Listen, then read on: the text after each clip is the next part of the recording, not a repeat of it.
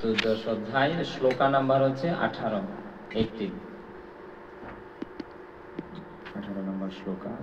তো এখানে এই শ্লোকের মধ্যে ভগবান বলছেন যে আমরা অনেক সময় বলি যে কেউ যখন দেহ রাখে তখন আমরা বলি না অমুক ব্যক্তি কোথায় স্বর্গপ্রাপ্ত হয়েছে।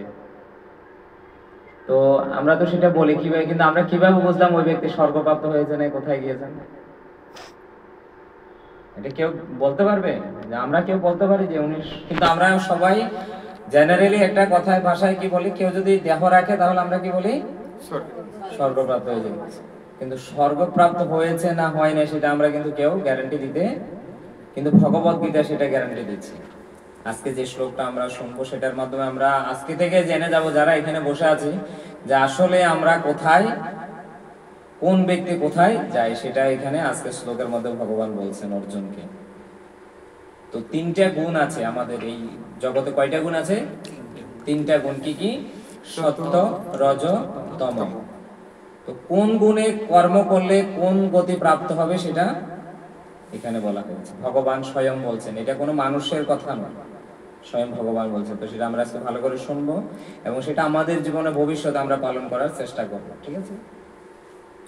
তাহলে আমরা মৃত্যুর আগেই আমরা বলতে পারবো যে আমাদের কোথায় গতি হবে।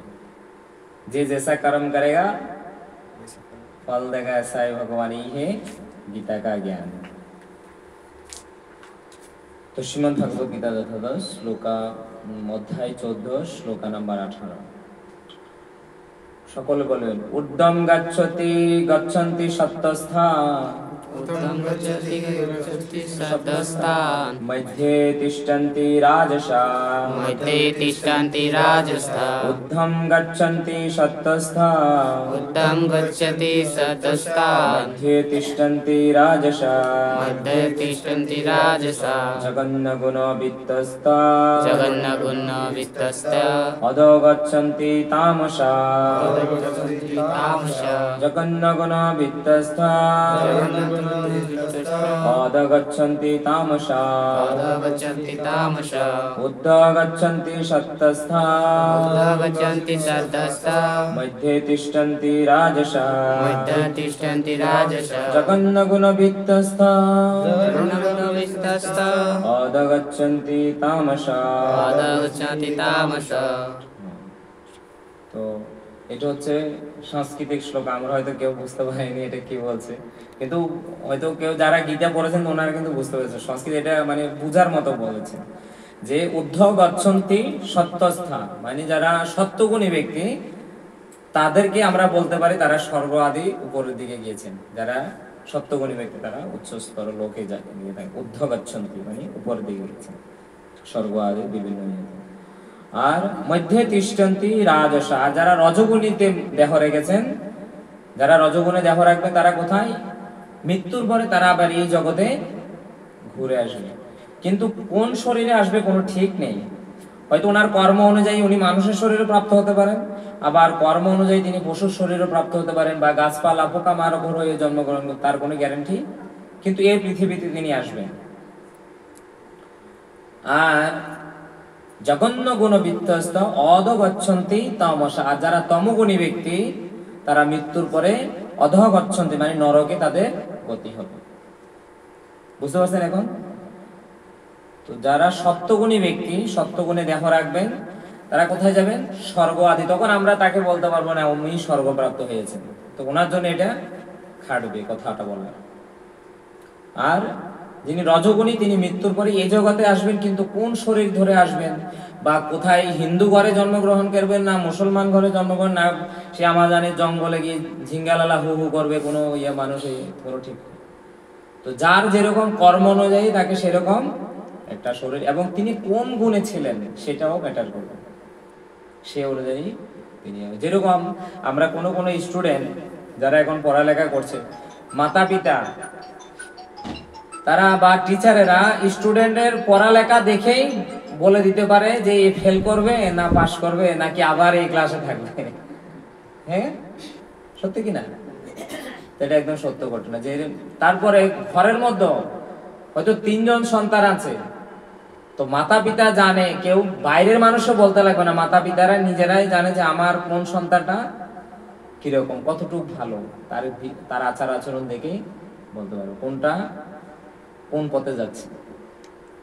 তো তদ্রূপ যেরকম আমরা সামান্য জেনারেল মানুষ যদি আমরা এই সামান্য এগুলা বিচার করতে পারি, তো ভগবান তিনি হচ্ছেন অনন্ত কোটি বিশ্ব ব্রহ্মাণ্ডের মালিক, তিনি সবকিছু সৃষ্টি করেছেন। আর তিনি সৃষ্টি করে এটাও বলে দিয়েছেন যে তোমরা যদি এই গুণে কর্ম করো তাহলে তোমাদের এই দিকে অধঃগচ্ছন্তি হবে, যদি তমগুণে কর্ম করো। আর রজগুণে যদি কর্ম করো তাহলে এই জগতে তোমাদেরকে বারবার পুনরূপী জনমম পুনরূপী মরণম পুনরূপী জননী জঠরে শয়নম, বারবার এই জগতে ঘুরপাক করতে লাগবে। বিভিন্ন কখনো মানুষ, কখনো দেবতা, কখনো পশু, কখনো গাছপালা, কখনো কীটপতঙ্গ হয়ে ড্রেনের মধ্যে পড়ে থাকবে এরকম। আর কখনো সত্যগুণে আমরা সেই বিভিন্ন স্বর্গ আদি উচ্চ স্তরের লোকে আপ টু ব্রহ্মলোক পর্যন্ত আমরা যেতে পারি।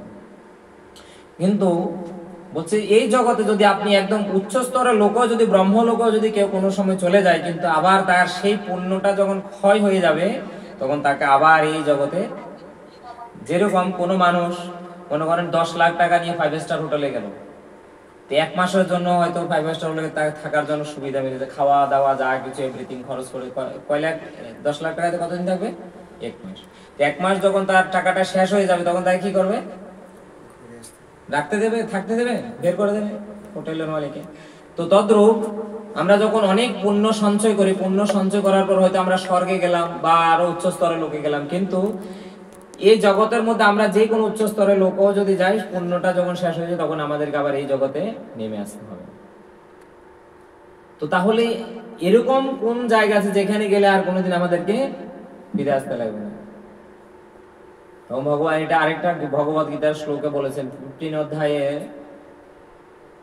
6 নম্বর শ্লোকে মনে হয় বলছেন, ন তেবাহম জাতু নাসম ন তম নেমে জনদীপা ন চৈব না ভবিষ্যমে সর্বভয়মতপরম। বলছে আমার যে ধাম, ভগবান যেখানে বাস করেন সেখানে না সূর্য আছে, শশাঙ্ক না চন্দ্র আছে, সেখানে কোনো অন্ধকার নাই, কোনো সূর্য চন্দ্র নাই, আবার কোনো অন্ধকারও নাই। ভগবানের দেহের শরীরের আলোর দ্বারাই সেই ধাম আলোকিত। চিন্তা মণিপকর সদ্মসু কল্প বিক্ষ লক্ষ বিরবি পালায়ন্তম গোবিন্দমাদি পুরুষম তমহম ভজামি। সেই চিন্তামণি দ্বারা সেই ধাম রচিত। তো সেই ধামে একবার গেলে আর এই জগতে কোথাও ফিরে আসতে, এই দুঃখ কষ্টময় জগতে ফিরে আসতে হয় না। বুঝতে পারছেন?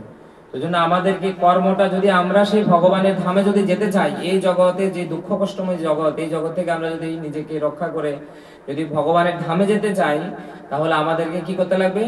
এই 3 গুণের উপরের যে কর্ম আছে সেটা করতে লাগবে। সেটা হচ্ছে কি? ভগবত ভক্তি। সেটা কি? ভগবত ভক্তিটা মানে কি? ভগবত ভক্তিটা হচ্ছে আমরা যে এসে যা কিছু এখন থেকে করলাম, এটাকে কি বলা হয়? ভগবত ভক্তি। মানে কৃষ্ণের জন্য যা কিছু নিষ্কাম কর্ম, যেটা শুধু কৃষ্ণকে সন্তুষ্ট করার জন্য করা হয়, এটাকে বলা হয় ভক্তি। একটা হচ্ছে সকাম কর্ম, শুধু নিজের ইন্দ্রিয় তৃপ্তি লাভের জন্য নিজের পছন্দ মতো কর্ম করব, নিজের মন মর্জি কর্ম করব, সেটা হচ্ছে কি? সকাম কর্ম। আর কৃষ্ণের ইচ্ছা পূরণের জন্য, কৃষ্ণের মন মতে, কৃষ্ণ যেটা ইচ্ছা করেছেন সেইভাবে আমি করব, সেটা হচ্ছে কি? ভক্তি। আর সেটা হচ্ছে প্রেম। এরকম আমরা যদি এই জড়জগতে কাউকে কেউ যদি ভালোবাসে, তখন তাকে খুশি করার জন্য কি করে? আমার নিজের পছন্দ দিই না, তার পছন্দ মতো আমি করি ওই ব্যক্তিটা, কারণ তার পছন্দ মতো করলে সে আমার প্রতি কি হবে? খুশি হবে। আর তখন সেখানে প্রেমটা, সম্বন্ধটা কি হবে? ভালো থাকবে। না হলে এখন যদি হয়তো ওই ব্যক্তি যে আমাকে ভালোবাসেন বা আমিও যাকে ভালোবাসি, হয়তো ওই ব্যক্তির এটা পছন্দ না, কিন্তু আমি বলছি না এরকমই করতে লাগবে, তখন সম্বন্ধের মধ্যে কি হয়ে যাবে? নষ্ট হয়ে যাবে, এটা বেশি সময় লাস্টিং করবে। তো তদ্রূপ আমরা যদি ভগবানকে ভালোবাসি, ভগবানের জন্য যেটা নিষ্কাম কর্ম, সেটা ভগবান যেরকম চান সেরকম ভাবে আমি কর্ম করলে তবে ভগবান খুশি হবে। এখন যদি আমি আমার মন গড়া একটা ধর্ম সৃষ্টি করি, আমি বলি না আমি এরকম ভাবে করব, তাহলে সেটা ধর্ম হবে, এটা মনোধর্ম হয়ে যাবে। আর সেটাতে আমিও লাভবান হব না, ভগবানও খুশি হবে না। তো সেই ধর্মটা অত কঠিন না, একদম সহজ যেরকম। তো তার জন্য আমাদেরকে সেই ধর্মটা করলে তখন আমরা এই যে জন্ম মৃত্যুময় যে চক্র, সেখান থেকে আমরা নিজেরাই রক্ষা করতে পারবো। তাহলে এই জগতে থেকে আপনি যতই সুখ খোঁজেন, যত আনন্দ খোঁজেন, কিন্তু এই জগতে কোনো কি নেই? সুখ বলা বা আনন্দ বলা কোনো বস্তু নেই, যেটা হয়তো অল্প সময়ের জন্য আমরা অনুভব করছি যে এটা সুখ, কিন্তু সেই সুখটা পরক্ষণে আমাদেরকে আবার কি দিচ্ছে, দুঃখ দিচ্ছে। যেরকম আমরা অনেক সময় তিনটা জায়গা থেকে আমরা বিশেষ করে অনেক সময় সুখ খুঁজি। যেরকম কিছু বস্তু থেকে, যেরকম একটা হয়তো কাপড়, শার্ট, আমি নতুন শার্ট নিয়ে নিলাম বা একটা নতুন প্যান্ট নিয়ে নিলাম, তো যখন আমি পেয়েছি তখন আমার মনে কি আনন্দ, কিন্তু যখন শার্টটা হয়তো কোথাও গাড়ির রাস্তা দিয়ে যাচ্ছে, হয়তো গাড়ির চাকার কাদা এসে আমার গায়ে লেগে পুরো শার্টটা নষ্ট করে দিল, তখন কি হয়ে গেল, মনটা দুঃখী হয়ে গেল। বা হয়তো আমার একটা বাইক আছে, হয়তো যখন মেট্রিক এক্সাম দিলাম, পাস করলাম, তখন মা বাবাকে আগে ডিমান্ড করেছেন আমাকে একটা বাইক কিনে দিতে লাগবে, একদম বুলেট বাইক না। তো পুরো একদম আজকাল তো ইয়াং জেনারেশন আবার যখন এই মেট্রিকে যাওয়া, কলেজে যাওয়ার আগে থেকেই মানে ওনাদের সঙ্গে পিছনে বসার মতো আরেকজন হয়ে যায়, তাই না? বাস বাইকে করে পিছনে বসে চালাচ্ছে, পুরো ফাই ফাই চালাচ্ছে, কোন দিকে যাচ্ছে কোথায় যাচ্ছে, বাস সামনে গিয়ে হয়তো কোথায় একটা অ্যাক্সিডেন্ট করে দিল, তো বাইকটাও খারাপ হলো, নিজেও হয়তো হাত পা ভেঙে গেল, তখন কি হয়ে গেল, দুঃখী হয়ে গেল। যখন পেয়েছে তখন অল্প সময় কি ছিল, সুখ ছিল, কিন্তু পরবর্তী যখন এটা ভেঙে গেল, নষ্ট হয়ে গেল, তখন দুঃখী হয়ে গেল। তো সুখটা কি পার্মানেন্ট না টেম্পোরারি হয়ে গেল, টেম্পোরারি। তারপর দেখা যায় কেউ একটা আইফোন ডিপেন্ড করলো, হয়তো আইফোনটা নিয়েছে, কয়েকদিন ভালো ভালো চালাচ্ছে, হঠাৎ একদিন হাত থেকে পড়ে গিয়ে আইফোনটা নাইফোন হয়ে গেল, মানে নষ্ট হয়ে গেল। তো তখন কি হয়ে গেল, প্রথমে যখন পেয়েছে তখন আনন্দ, কিন্তু পরবর্তীক্ষণে আবার দুঃখী হয়ে গেল। তো দেখা যাচ্ছে তাহলে আমরা কি প্রকৃত এই জড়জগতে যে সমস্ত বস্তু থেকে, বা অনেক সময় হয়তো দেখা যায় আমার কিছু রেস্টুরেন্টে গিয়ে বা বন্ধুদের সঙ্গে আড্ডা মেরে কিছু খাবার, নিজের মন মতো খাবার কিছু খাবার খেলাম, ভালো আইটেম বানিয়েছে হোটেলের মধ্যে, মনে করেন খেলেন দেখলেন যে ওখানে যে তেলগুলো, আপনারা তো জানেন না, কিন্তু যেই তেলগুলো দিয়ে বানিয়েছে হয়তো এগুলো কত পুরানা, বা হয়তো রাত্রের বেলা অনেক সময় বড় বড় যেগুলো রাস্তার পাশে রেস্টুরেন্টগুলো থাকে দেখবেন এগুলো অনেক রাত্রিতে বন্ধ করে, কারণ অনেক রাত ধরে মানুষের রাস্তার পাশে এত সুন্দর ঘরের মধ্যে ডাইনিং টেবিল আছে, বসার চেয়ার আছে, ফ্যান আছে উপরে, হয়তো কুলার এসি লাগানো আছে, কিন্তু ওখানে বসে মানুষের পেটে খাওয়ার হজম হয় না। রাস্তার ধারে ধুলবালি উড়বে, কতদিনের বাসি তেল দিয়ে বানাবে, ওগুলার রাস্তার ধারে দাঁড়িয়ে দাঁড়িয়ে বসারও জায়গা নেই, ওই দাঁড়িয়ে দাঁড়িয়ে খাবে, গাড়ির ধুলা বালি বাড়ির এগুলা ঢুকবে, খাবে, তখন পেটে অসুখ করবে। তারপরে গিয়ে মেডিকেল কলেজে গিয়ে হয়তো ওখানে 500 টাকা বা 1000 টাকা খেয়েছে, আরো মেডিকেল কলেজে গিয়ে 5 লাখ টাকা খরচ করে পেট কাটবে। এটা করবে মানুষ, বর্তমান সময়ে এটাই চলছে। কিন্তু ঘরের মধ্যে এত সুন্দর ব্যবস্থা, ওই 1000 টাকা দিয়ে যদি ফ্যামিলিতে 10 জন মেম্বার থাকে, 10 জন আরামসে ভালো ভালো ফ্রেশ বস্তু খেতে পারে, কিন্তু এটা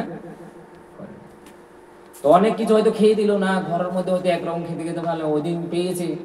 এমনি দেখবেন যেটা খারাপ বস্তু সেটা জিহ্বাতে বেশি টেস্ট লাগে, যেটা ভালো সেটা অত আপনার কাছে রুচিকর লাগবে না। আর ওই খারাপ জিনিস আপনি খেতে থাকলেন খেতে খেতে কি হয়ে গেল, পেটটা পুরো পেট ব্যথা, পেটটা খারাপ হয়ে গেল। তো প্রথমে তো খেয়েছেন জিহ্বার লালসা, কিন্তু পেট যখন খারাপ হয়ে কি হয়ে গেল, তখন আবার আমি দুঃখী হয়ে গেল। তো ওই জন্য আমরা এই জগতে যে সমস্ত বস্তু থেকে, খাওয়ার দাওয়ার থেকে বা জড়জাগতিক কিছু আমরা ব্যবহারিক জিনিস থেকে যে সুখটা আমরা প্রাপ্ত করছি, বা কোথাও হয়তো আমরা এনজয়মেন্টের জন্য বা আনন্দের জন্য, হ্যাপিনেসের জন্য কোথাও ঘুরতে গেলাম, পার্কে বা কোথাও বিচে, দেখা গেলো ওখানে হয়তো কোথাও বিচে ঘুরতে গেছে, সামুদ্রিক ঝড়, বালির ঝড় এসে গেল, পুরো অবস্থা খারাপ করে দিল। তো আমরা দেখা যায় এই জড়জগতে আমরা অনেক কিছু থেকে সুখ প্রাপ্ত, কিন্তু সেটা আমাদের উল্টা আরো কি দেয়, দুঃখ দিচ্ছে। যেরকম অনেক সময় অনেকে পজিশনে গিয়ে সুখ প্রাপ্ত করতে চায়, পজিশন, যেরকম আমাদের রাজনৈতিক নেতারা যখন ভোটের সময় আসলে কত পরিশ্রম করে, সবার কাছে হাতে পায়ে ধরে, দাদা আমার একটা ভোট দেবেন, আমি আপনার সবকিছু মনোবাসনা পূর্ণ করে দেব। তো কত কিছু কঠিনাই করে তারা কি করে, সে হয়তো ভোটে পেয়ে কেউ পজিশনে যায়, কিন্তু পজিশনটা কতদিনের জন্য, বেশি দিনের জন্য না। আবার হয়তো অনেক সময় 5 বছর না হওয়ার আগে পজিশন থেকে সরে যেতে হয়। স্কুল কলেজও আজকাল পজিশনের জন্য অনেক মারপিট, অনেক কিছু চলে না, অনেক জায়গায় চলে, ওখানেও রাজনীতি ঢুকে আছে। তারপরে ফ্যামিলির মধ্যে হয়তো বড় ভাই যদি টাকা বেশি ইনকাম করে, অন্যান্য মেম্বাররা তাই ওনাকে মেনে চলতে হয়, বা হয়তো যদি বড় ভাই বা অন্যরা ইনকাম, বা ছোট ভাই যদি বেশি ইনকাম করে, বলেন আমার পজিশনটা বসে থাকবে। এরকম একটা সব জায়গাতে একটা পজিশন, বা কোনো অফিসের মধ্যে হয়তো ছোট বস বড় বস, ছোট জন চাই আমি আমার বসের বস হবো, এরকম পজিশনে তো সবসময় ধাক্কা থাকে সব জায়গাতে। তো দেখা যায় ওখানেও মানুষের কিনা প্রকৃত সুখ নেই। আর হচ্ছে আরেকটা লাস্ট হচ্ছে কি 3 নাম্বার হচ্ছে রিলেশনশিপ। বর্তমান সময়ে সবাই রিলেশনশিপ নিয়ে প্রকৃতভাবে দুঃখী, সবাই যখন সময় না আসার আগেই সবাই কি করে রিলেশন বানিয়ে নিচ্ছে। আর বর্তমানে স্টুডেন্ট লাইফে বেশি রিলেশন নিয়ে বেশিরভাগই অসুবিধা চলছে। আর বর্তমান সময়ে ইন্ডিয়াতে শুধু অনলি ইন্ডিয়াতে 7 লাখ পার ইয়ার, মানে প্রত্যেক বছরে 7 লাখেরও বেশি স্টুডেন্ট সুসাইড করছে। কিসের জন্য? এই রিলেশনশিপ জন্য। বুঝতে পারছেন? বড় বড় আইআইটির মতো ইউনিভার্সিটি, বড় বড় কলেজ ইউনিভার্সিটির স্টুডেন্ট এমন না যে তারা হয়তো পড়ালেখা জানে না, গাঁওয়া লোক পড়ালেখা জানে না, উল্টাপাল্টা করে এরকম কিছু রিলেশনশিপ বানিয়ে নিয়েছে, তার জন্য আজকাল তাদের এরকম করে ভুগতে লাগছে। না, বড় বড় স্কুল কলেজ ইউনিভার্সিটির স্টুডেন্টরা, মা বাবা জানে আমার ছেলে, বাবা মা কত কষ্ট করে টাকা পয়সা উপার্জন করে তাদের জন্য টাউনের মধ্যে পয়সা পাঠাচ্ছে, টাকা পাঠাচ্ছে, কিন্তু তারা যে পয়সাগুলো কোন জায়গায় খরচ করতেছে এটা কেউ অনেকে জানে না। তারপরে কি যখন তারা এরকম এক্সামে যখন যখন রেজাল্ট ভালো আসে না, তখনই তো খেলাটা শুরু হয়। তখন ভাবে তার সঙ্গে যারা বন্ধুরা আছে, দেখা গেল বেশিরভাগ সবাই পাস করে নিয়েছে কিন্তু সে ফেল মেরে দিল, তখন তার মানে টেনশন, অ্যাংজাইটি, ডিপ্রেশন এগুলো ভুগতে ভুগতে এখন কি করবে ডিসিশন নিতে পারে না, তখন ভাবে যে সুসাইড করাটাই এরকম পথ, অধর্মের পথ বেছে নিচ্ছে। তো এটা কেন হচ্ছে? কারণ আমরা ধর্মের সঙ্গে, যেটা নিষ্কাম ধর্ম বা ভগবানের জন্য যেটা নিষ্কাম সেবা, ভগবানের সঙ্গে আমাদের, গীতা ভাগবতের সঙ্গে আমাদের, আমরা শুধু ছোটবেলা থেকে মা বাবা বলেছে পর পর পর পর পর পর পড়তে পড়তে এখন এখানে পর্যন্ত এসে গেলাম। আর এত পরে পড়ালেখা এখন করে ফেলেছি, ভালো কোনটা মন্দ কোনটা ভালো করে বুঝতেই পারলাম না। মা বাবার প্রতিও আমাদের সম্মান অত থাকে না। কিন্তু আমি এরকম অনেক, বেশিরভাগ দেখা যায় 99% ছেলে মেয়েরা যারা সংস্কার মাতা পিতা থেকে ছোটবেলা থেকে পায়নি, বর্তমান সমাজে দেখবেন মাতা পিতাকে এখনো এরকম সন্ধ্যা, আমি অনেক অনেক জায়গায় গেলে আমি জিজ্ঞেস করি বাচ্চাদেরকে যে বনা তুমি বলো তো তোমার মাকে কবে প্রণাম করেছিলা? মাথা গেছে, ভুলে গেছে কবে প্রণাম করেছিল মাকে, বাবাকে প্রণাম করেছে কবে ভুলে গেছে। তো দেখুন, নিজের গৃহে নিজের সন্তানেরা যদি আপনাদেরকে যদি প্রণাম না করলো, বাইরের মানুষকে সে কিভাবে সম্মান দেবে? তো ওই জন্য শুধু পড়ালেখা করালে হবে না, সন্তান এটা থেকে কোনো সংস্কার নেই।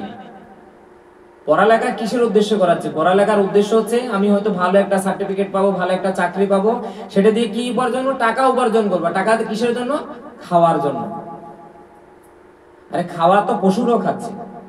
একটা হাতি ডেলি 50-100 কিলো খাবার খায়, তার শরীরটা বড়। কোনোদিন শুনেছেন হাতি একটা না খেয়ে একদম সুগার রোগা পাতলা হয়ে হাড্ডি বেড়ে মারা গেছে? শুনে গেছে? কিন্তু তার কোনো টেনশনও নেই, বা হাতি তো ওখানে একটা টেনশন, একদম ডিপ্রেশনে ভুগতে ভুগতে হাতিটা মারা গেল, সুসাইড করে বলেছে তার ফ্যামিলিকে চালাতে পারছে না দেখে। শুনে গেছে না?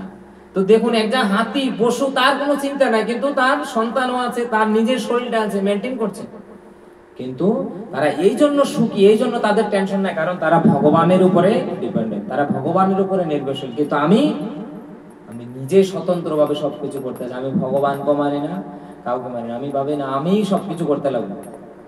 তার জন্য আমাদের দুঃখটা হচ্ছে এখানে। তো যদি খাবারের জন্য এত কিছু হয়, তাহলে এত কোনো পড়ালেখার দরকার নেই। একটা লেবার যে পড়ালেখা করে সে তো ইনকাম করছে না।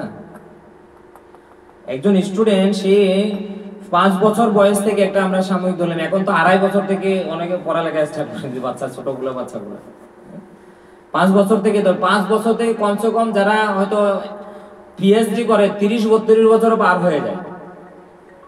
তো 5 বছর কমসে কম 25 থেকে 30 বছর ধরে, এত বছর ধরে তপস্যা করেছে। এত বছর ধরে কেউ যদি ভগবানের তপস্যা করে, ভগবান তার সামনে এসে যাবে। আর ভগবান যদি এসে যায়, চাইলে ভগবান তাকে এরকম একটা বিশ্বের মালিকও তাকে বানাতে পারে। কিন্তু আমরা কিসের জন্য করছি? শুধু 2 মুঠো খাওয়ার জন্য এত কষ্ট। আরো এরকম অনেক স্টুডেন্ট আছে যারা এত কঠিন পরিশ্রম করে, এন্ডিং এ গিয়ে তাদের যেটা লাইফে, যেটা তাদের সাকসেস বলে ভাবছিল, যেটা লক্ষ্য, সেটাও তারা প্রাপ্ত করতে পারে না। তার জন্য তারা আরো বেশি ডিপ্রেশনের জন্য। কিন্তু আমরা এত কিছু তো করছি জীবনে, কিন্তু এর পাশাপাশি যদি আমরা ছোটবেলা থেকে একটা সংস্কার বলা বস্তু পেতাম, একমাত্র এই ভারতবর্ষ এরকম একটা ভূমি, ভারতবর্ষ এরকম একটা দেশ যেখানে সংস্কার বলা কিছু বস্তু রয়েছে, অন্য কোন দেশে সেটা নেই। আর ভারত সেটা সমস্ত দেশকে শিখাচ্ছে বর্তমান সময়ে। ওই জন্য ভারতকে বলা হয় এটা শান্তিপ্রিয় দেশ। অনেক দেশ সবসময় যুদ্ধ করার জন্য চেষ্টা করে, যুদ্ধ চলছে অনেক দিন, কিন্তু ভারত এরকম একটা শান্তিপ্রিয় দেশ, সবসময় হুট করে কোনো কারণবশত যুদ্ধ মারপিট করে না। আর এটা হচ্ছে সমস্ত ভগবান, সমস্ত দেবী দেবতা, মুনি ঋষিদের দেশ, যেখানে আমরা জন্মগ্রহণ করেছি। আমরা কত ভাগ্যবান। কিন্তু আমরা এরকম সংস্কার সমৃদ্ধিশালী একটা এই পৃথিবীর বুকে, এই ভারত ভূমিতে জন্মগ্রহণ করার পরও আমরা সেই সমস্ত সংস্কারগুলোকে গ্রহণ করছি না। তার জন্য আমাদের জীবনে এত বিভিন্ন ধরনের প্রবলেমস গুলা আসছে। আমরা সুখ চাচ্ছি কিন্তু সুখ পাচ্ছি না। আমাদের বিনিময়ে কি আছে? দুঃখ আসছে। যেটাকে সুখ বলে ভেবে নিয়েছে সেটাই আমাকে আবার পরবর্তীক্ষণে দুঃখ দিচ্ছে। এই জগৎটা হচ্ছে এরকম। তো এই জগতে যত সময় ধরে আমরা থাকবো তত সময় আমাদেরকে এরকম দুঃখ কষ্ট ভোগ করতেই লাগবে। তার জন্য এর থেকে উপরে যেটা সুখ সেটাকে আমরা প্রাপ্ত করার জন্য আমাদেরকে প্রয়াস করতে লাগবে। আর সেটা কোথায় পাবো? আমি যে আগে বলেছি যে সমস্ত স্টুডেন্টরা বা এরকম তারা যে খারাপ পথ বেছে নিচ্ছে, যদি তাদেরকে কোনো মাতা পিতা সঙ্গে সঙ্গে স্কুল কলেজের পড়ালেখার পাশাপাশি তাদেরকে যদি একবার গীতা ভাগবতের শিক্ষা দিত। আজকাল মাতা পিতারা অনেক সময় অনেক স্টুডেন্ট আমাদের মন্দিরে আসে, গীতা পড়তে গেলে ছেলে গীতা পড়তে দেয় না। ছেলে যদি মদ খায়, গাঁজা খায়, নারীবাজি করে, ঠিক আছে, কিন্তু গীতা পড়লে পড়বি না। গীতা কারা পড়ে? ত্যাগীরা পড়ে। গীতা কেন পড়তেছে? গীতা পড়লে ত্যাগী হয়। গীতাতে ত্যাগ শিখিয়েছে অর্জুন। গীতা কাকে কে শুনিয়েছিল? ভগবান শ্রীকৃষ্ণ অর্জুনকে শুনিয়েছিল। অর্জুন চাইছিল তার রাজ্য সম্পত্তি সবকিছু ত্যাগ করে বনে গিয়ে বলছে আমি ভিক্ষা করে খাইব। রাজ্য সবকিছু কাজকর্ম ত্যাগ করে কোথায় সন্ন্যাসী বনতে চেয়েছিল, কিন্তু ভগবান তাকে গীতার জ্ঞান দিয়ে তাকে কি করেছে? যুদ্ধ করিয়েছে, এবং যুদ্ধের পরে সে কি পেয়েছে? রাজ্য পেয়েছে। তো গীতা কোথায় ত্যাগ শিখালো? গীতা তাকে উল্টা আরো কর্ম করতে শিখিয়েছে, যে না তোমার যেটা কর্তব্য কর্ম তুমি সেটা করো। আমাদের ইসকনও সেটা শিখাচ্ছে সারা পৃথিবীর মানুষকে। তুমি যদি ইঞ্জিনিয়ার হচ্ছ, তোমার পজিশনে তুমি থাকো, তুমি ডক্টর, তোমার ডক্টরিতে থাকো, তুমি একজন গৃহস্থ জীবনে থাকো। এরকম না যে তোমাকে ভগবানের ভক্তি করতে গেলে, গীতা ভাগবত পড়তে গেলে, নামের মালা জপ করতে গেলে তোমাকে ঘর ছেড়ে তোমাকে জঙ্গলে যেতে লাগবে, এরকম না। গৃহে থাকো, বনে থাকো, সদা হরি বলে ডাকো। আমি গৃহে আছি, আমার এখন গৃহের মধ্যে দায়িত্ব রয়েছে। আমি একজন ডক্টর হিসেবে আমার কর্তব্য কর্ম রয়েছে, কেউ ইঞ্জিনিয়ারে তার কর্তব্য রয়েছে। আমরা গৃহে থেকে ভগবানের ভক্তি করতে পারি। যেরকম আমাদের জীবনটাকে এরকম ভাবে ব্যালেন্স করতে লাগে, যেরকম রেলগাড়ি দেখেছেন না? রেলগাড়ি কয়টা পার্টি থাকে? দুইটা। আর দুইটা দিয়েই রেলগাড়ি, যদি একটা দিয়ে চলবে চলবে না। তদ্রূপ আমাদের জীবনে ধর্মটাও করতে লাগবে এবং কর্মটাও। যদি আমরা দুইটাকে ব্যালেন্স মেনটেন করে যদি আমরা করি, তাহলে জীবনে হ্যাপি, আর রেলটা তখন ভালোভাবে চলবে। আমাদের সংসার রূপী, জীবন রূপী যে রেলগাড়ি, সেটা তখন ঠিক ওয়ে মানে গন্তব্যে গিয়ে পৌঁছতে পারবে। কিন্তু যদি একটা করছি আর একটা করছি না, তাহলে সেটা প্রকৃত আনন্দময় বা সুখী জীবন হবে না। তো জন্য আমাদেরকে ধর্মটাও করতে হবে। আর ধর্মটা মানে কি? অত বিশাল কোনো বস্তু না। ভক্তি জীবনটা বা এরকম বিশাল কোনো বস্তু না, এটা একদম সিম্পল, অত বেশি কঠিন না। আমরা গৃহে বসে, ভগবান আমাদেরকে 24 ঘন্টা সময় দিয়েছে। এই যে আমরা এখন সবাই মিলে একটু ভগবানের নাম করলাম, আপনারা চাইলে গৃহে যে কজন মেম্বার আছে সন্ধ্যার দিকে 5 মিনিট তো অন্তত পক্ষে হাতে তালি দিয়ে করতে হবে। এরকম মৃদঙ্গ করতাল এই সমস্ত কিছু জানতে লাগবে না। গৃহের মধ্যে বসে মহাপ্রভু বলছে 2-4 নিজে, 2 জন হোক 4 জন হোক, বেশি দরকার নেই। 2-4 নিজে দাঁড়েতে বসিয়া কীর্তন করো ভাই হাতে তালি দিয়ে। সন্ধ্যাবেলা হলে সন্ধ্যা, ত্রিসন্ধ্যা, সকাল সন্ধ্যা দুপুর, যখনই সময় করব। এটার জন্য কোনো অন্য বড় কিছু ডিগ্রিরও কোনো কি নেই, দরকার নেই। একদম সরল ভাবে করতে পারি। তারপরে আমরা চাইলে ভগবানের নাম জপ করতে পারি। এক মালা জপ করার জন্য আপনার বেশি হলে 8 মিনিট সময় লাগবে। কত মিনিট? 8 মিনিট।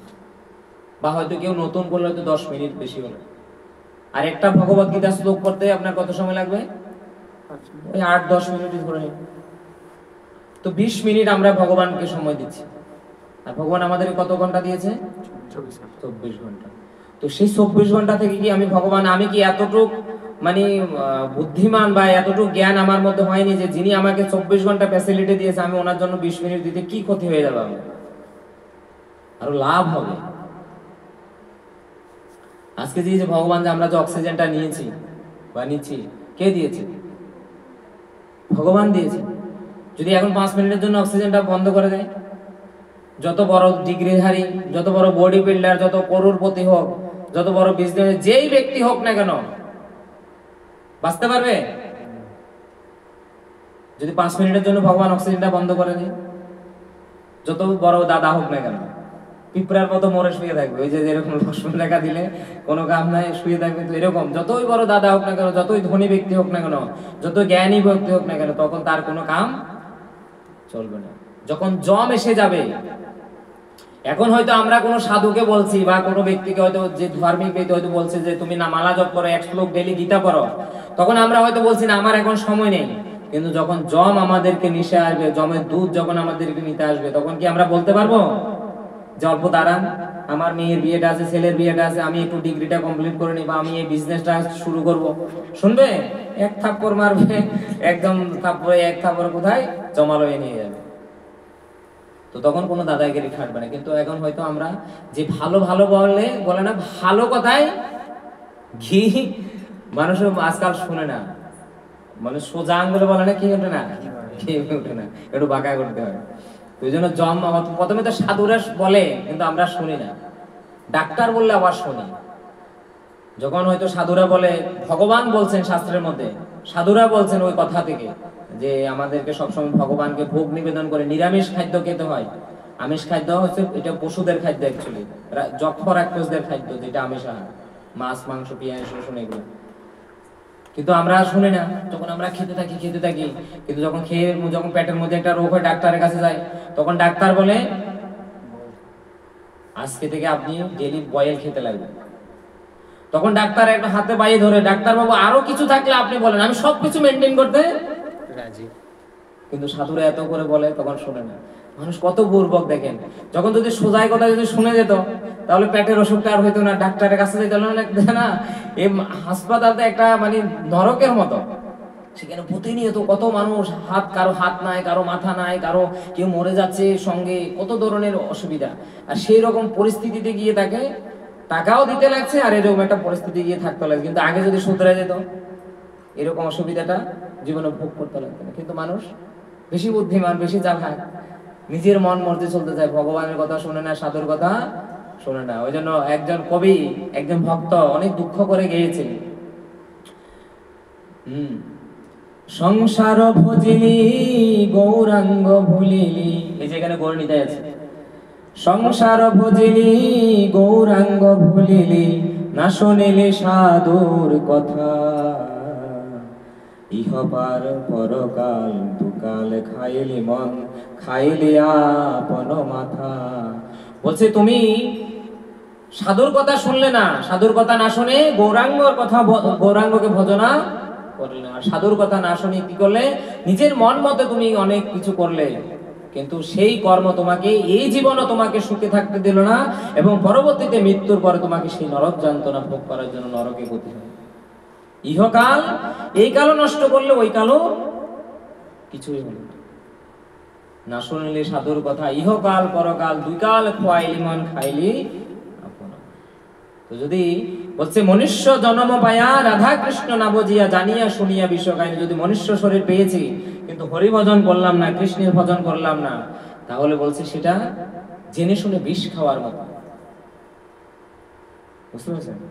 জানি আমরা বিষ খাওয়াটা একটা মৃত্যু, বিষ খেলে আমার মৃত্যু আসবে, কিন্তু আমি তারপরে খাচ্ছি। আমি জানি আমি পাপকর্ম করলে আমার নরকে গতি হবে, আমার জীবন অনেক ধরনের দুঃখ কষ্ট আমি পেতে থাকবো, কিন্তু তারপরে আমরা সেই কর্ম করছি। তো আপনি কে বাধা দিবে যদি আমি নিজে করছি? ওই জন্য সাধুরা কোনো সময় এরকম সৎ উপদেশ আমাদের কৃপা করে, আমাদের জন্য হয়তো কোনো মাধ্যম নিয়ে আমাদের কানে এসে শুনিয়ে দেয়, কিন্তু সেই সাধুর কথা যদি কেউ শুনে একবার যদি নিজের জীবনে পালন করতে শুরু করে, বলছে তার যদি মৃত্যু আসন্ন থাকে, সেই মৃত্যু তাকে সাধুর সঙ্গ, তাকে কথা শোনার মাধ্যমে তাকে রক্ষা করে বলতে পারে। এক গ্রামের মধ্যে মানে একটা চোরের ফ্যামিলি ছিল। তো তারা সবাই খানদানি চোর ছিল। তো এক সময় তার একটা ছোট বাচ্চা ছিল, 5-7 বছর বয়স হয়েছে, ক্লাস 5-6 পর্যন্ত পড়ার পরে তখন তার বাবা বলছে পড়ালেখা আর পড়তে পারবে না, এখন আমাদেরকে চুরি বিদ্যা শিখতে লাগবে, চলো আমরা কালকে চুরি করতে যাব, তুমি আমার সঙ্গে যাবে। তো বলছে চুরি বিদ্যা শেখার আগে তুমি কয়েকটা আমার কথা শুনে রাখো। বাবা বলছে ছেলেকে, বলছে কি? বলছে মেইন ইম্পর্টেন্ট হচ্ছে 2টা কথা। যেখানে সাধু কোনোদিন গীতা ভাগবতের কথা শুনবে, সেখানে কানের মধ্যে আঙ্গুল দিয়ে চলবে, সাধুর কথা শুনবে না কোনোদিনও ভুলেও। আর বলছে যে যে যেখানে ভগবানের মন্দির দেখবে, মন্দিরের দিকে তাকাবে না, মন্দির দেখলে উপরের দিকে চেয়ে আনবে।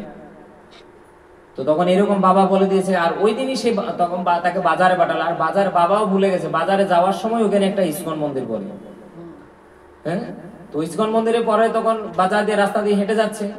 হেঁটে যখন যাচ্ছে, সকালবেলা ইসকন মন্দিরে ডেইলি 8টা বাজে কি হয়, ভাগবতম ক্লাস হয়। কয়টা বাজে? একদম ডেইলি, সব জায়গায়, অল ওভার ওয়ার্ল্ডে টাইমে, সেম টাইমে। তো সেই ছেলেটা বাজারে কিছু আনতে যাচ্ছে দোকানে, যখন ওই যাচ্ছে তখন ইসকন মন্দির বলে এরকম বক্স লাগানো থাকে সবসময়, মাইক দিয়ে, যেন সবাই শুনতে পায়। বলছে পশু পক্ষী কীট পতঙ্গা বলিতে না পারে, শুনিলে তারা নাম, উচ্চ স্বরে লইলে নাম তারা সব তরে। যখন পশু পক্ষী কীট পতঙ্গ ওরা ভগবানের নাম নিতে পারে না, কিন্তু তারাও যদি ভগবানের নাম শুনে তাহলে তারাও কি হয়ে যায়, উদ্ধার প্রাপ্ত হয়ে যায়। ওই জন্য বক্স আমরা বড় বড় সাউন্ড সিস্টেম লাগে, যেন সবাই শুনে কি করে। এই যে আপনারা হয়তো এখন আমরা যদি বক্স নিয়ে আসতাম, শুধু আমরা এই কয়েকজনে শুনতাম, ঠিক আছে। কিন্তু এখন যখন আমরা এই যে মাইক লাগিয়ে করছি, এখানে আশেপাশে অনেক গাছপালা, পশু পক্ষী, ঘরের মধ্যে অনেক কীট পতঙ্গ আছে, ওরাও শুনতেছে, ওদের এখন আত্মকল্যাণ হয়ে যাচ্ছে। তো তখন ও দূর থেকে সাউন্ড শুনেছে, আর সাউন্ড শুনে কি করেছে, আঙ্গুলের মধ্যে, কানের মধ্যে আঙ্গুল ঢুকে দিয়েছে। আর যখন আরেকটু কাছে হারিয়ে গেল, তো মন্দির আছে, তখন মন্দিরের সামনে যখন গেল, কি করলো, এরকম কানের মধ্যে আঙ্গুল আর উপর দিকে তাকিয়ে তাকিয়ে হাঁটতেছে, কিছু শুনতে পাচ্ছে না।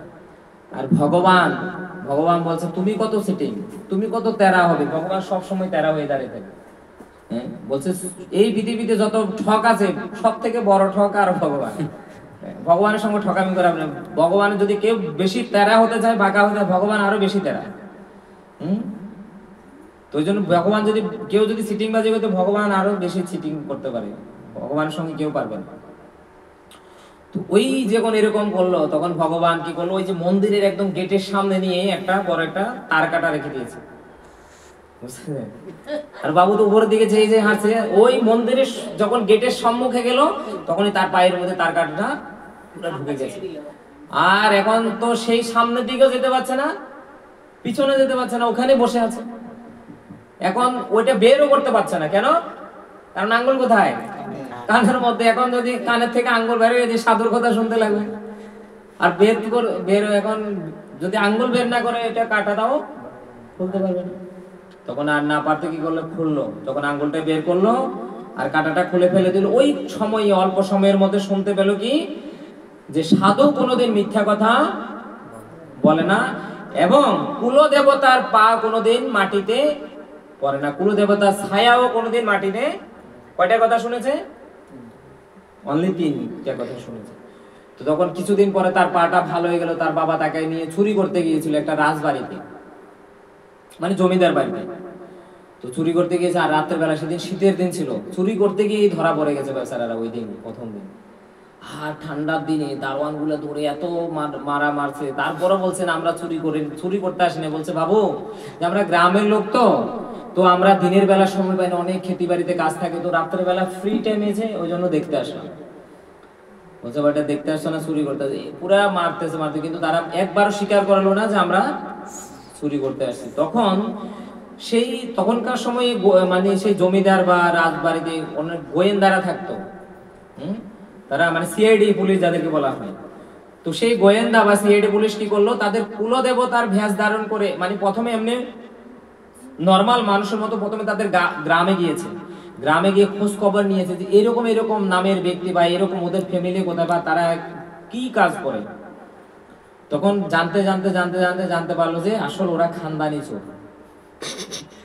ওরা বাপ দাদা সবাই অ্যাকচুয়ালি চোরে ছিল। তখন ওদের তো বুঝে গেছে, তখন দেখে আসলো তাদের কুলদেবতা কি। সবার মানুষের কুলদেবতা থাকে, তো সেই কুলদেবতার রূপ ধারণ করে তাদেরকে কারাগারে, অন্ধ কারাগারে বন্দী করে রাখা ছিল জমিদার বাড়িতে। আর ওই ব্যক্তি তখন ওই যে সিআইডি বা গোয়েন্দা ছিল, তিনি কুলদেবতার রূপ ধারণ করে তাদের সেই অন্ধকার রুমে গিয়েছে। আর যখন দরবাজাটা খুলেছে, তো উনি এদিক থেকে এসেছিল, তো ওনার ছায়াটা দেখা যাচ্ছে।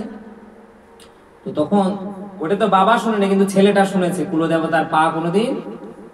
তখন বলছে, হে বৎস, উঠো, আমি তোমাদের কুলদেবতা, তোমাদেরকে উদ্ধার করার জন্য এসেছি। আর তখন তারা উঠে দেখলো, যখন ছেলে যখন প্রণাম করতে যাচ্ছে, তারা যখন প্রণাম করতে যখন যাচ্ছিল, তখন দেখছে পাটা কোথায়, মাটিতে। তখন ছেলেটা বলছে, বাবা দাঁড়া। বলছে কি? বলছে এটা তো ডুপ্লিকেট লাগতেছে আমার কাছে। বলছে কেমনে বুঝলা? বলছে না আমি ওই যে তুমি যে ওইদিন সাধুর কথা শুনতে, কিন্তু আমি ওইদিন সাধুর মুখ থেকে শুনেছি, সাধু তো কোনোদিন মিথ্যা কথা কয় না।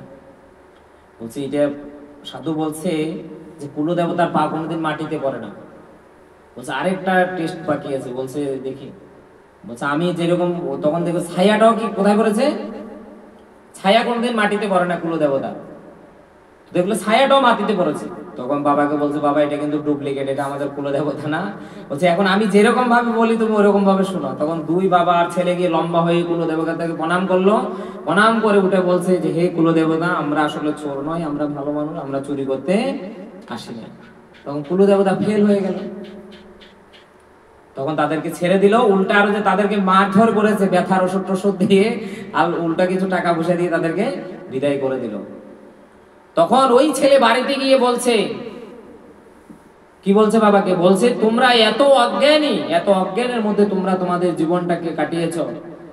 যদি আজকে আমি, যদি তুমি আমাকে বলেছিলে কোনোদিন সাধুর কথা শুনতে না, কোনোদিন ভগবানের বিগ্রহের দিকে তাকিয়ে ভগবানকে প্রণাম করতে না, ভগবানের মন্দিরে যেতে না, যদি আমি সেই সংস্কার নিয়ে যদি আমি আজকে জীবনটাকে কাটাতাম, তাহলে আজকে আমাদের দুজনকেই মরতে লাগতো। কিন্তু আমি ওই দিন তোমার কথা তুমি বলেছিলে, কিন্তু তারপর আমি, ভগবান আমাকে তিনটা কথা শুনিয়ে দিয়েছিলেন একটা সিচুয়েশন দিয়ে, আর তিনটা কথা শোনার পরে আজকে আমরা দুটা প্রাণ বেঁচে গেল। ওই জন্য বলছে সাধু সঙ্গ, সাধু সঙ্গ সর্বশাস্ত্রে কয় লবমাত্র, সাধু সঙ্গ সর্বসিদ্ধি হয়। সাধুর তিনটা কথা উনি কি করে নিয়েছে? মেনে নিয়েছে যে হ্যাঁ সাধু যেটা কথা বলেছে সেটা সত্য। আর তিনটা জিনিস যখন তিনি ফলো করলেন, তারা মৃত্যু থেকে ঠিক হয়ে গেলেন, রক্ষা পেয়ে গেলেন। না হলে ওই দিনই তাদের মৃত্যু হতো। এটা হচ্ছে সাধু সঙ্গ। তো জন্য আমাদের জীবনে আমরা অনেক কিছু করছি, আমাদেরকে একটু একটু সময় বের করে আমরা গৃহের মধ্যে একটু ভগবানের বই পড়ি, ভগবত গীতা, ভাগবতম, বা একটু ভগবানের এক মালা বা দুই মালা ভগবানের নাম শুরু করি। এটা অত বেশি কঠিন নয়। ঠিক আছে, সবাইকে অসংখ্য ধন্যবাদ। আশা করি আপনারা এগুলো পালন করার চেষ্টা করবেন। আর যদি কোনো কিছু প্রশ্ন থাকে বা জিজ্ঞাসা থাকে, আমাদের পাশেই ইসকন মন্দির, বেশি দূরে না, আপনারা আসতে পারেন। প্রত্যেক সানডেতে আমাদের প্রায় ছোটখাটো প্রোগ্রামের মতো হয়। আপনারা সকলে আসুন, আপনাদের সকলকে নিমন্ত্রণ থাকলো। আর 11 তারিখে আমাদের শ্রী শ্রী ভগবান নৃসিংহদেবের আবির্ভাব তিথি মহোৎসব আছে। তো সেখানে সকাল থেকে একদম রাত্র 8টা-9টা পর্যন্ত আমাদের সেদিন হোল ডে প্রোগ্রাম, কীর্তন আদি সব, যজ্ঞ হবে বড় করে, বিশাল নরসিংহ সর্ববিঘ্নে বিনাশকারী নরসিংহ যজ্ঞ। সেই সমস্ত যজ্ঞতে আপনারা ভাগ নিতে পারেন। যজ্ঞতে আপনারা যজমানও বনতে পারেন। মিনিমাম 1000 দিলে কেউ যজ্ঞতে বসতে পারবে, সেখানে 1100 এরকম সামথিং। তো আহুতি দিতে পারবেন আপনাদের পূর্বপুরুষদের উদ্দেশ্যে, বা আপনাদের নিজের শারীরিক মঙ্গল বা ফ্যামিলির মঙ্গলের জন্য এরকম ব্যবস্থা আছে। তো আগে থেকে করতে লাগে, রেজিস্ট্রেশন করতে হয়। ঠিক আছে, সবাইকে অসংখ্য ধন্যবাদ। যদি কোনো ভুল যদি বলে থাকি সবাই ক্ষমা করে দেবেন। হরে কৃষ্ণ।